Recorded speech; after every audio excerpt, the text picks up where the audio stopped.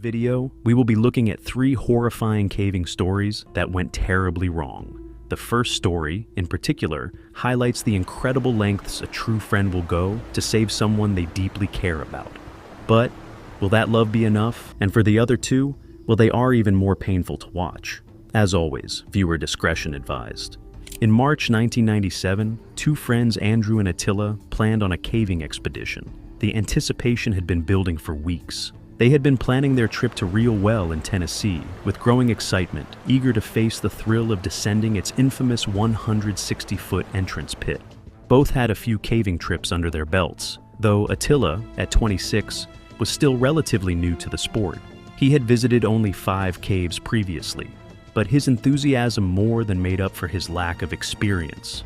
Andrew, 32 and more seasoned, took the lead in their planning, and they felt confident they had what it took to handle whatever the cave threw at them.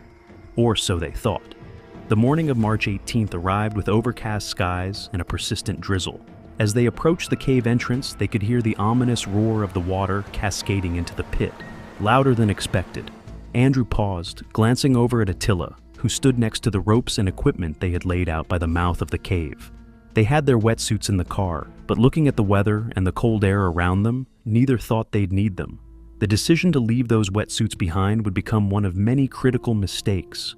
Despite the waterfall's intensity, they pressed on.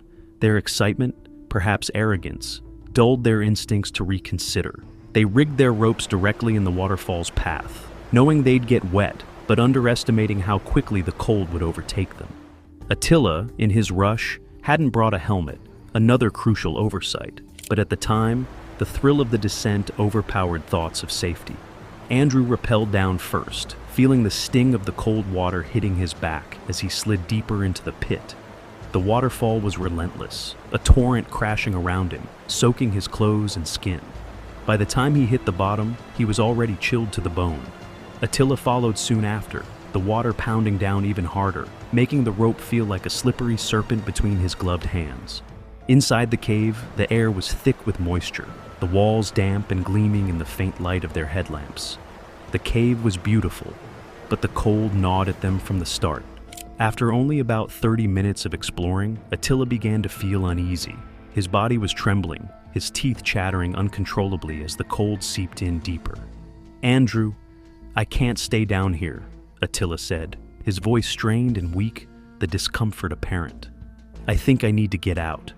Andrew nodded, understanding that things were quickly going south.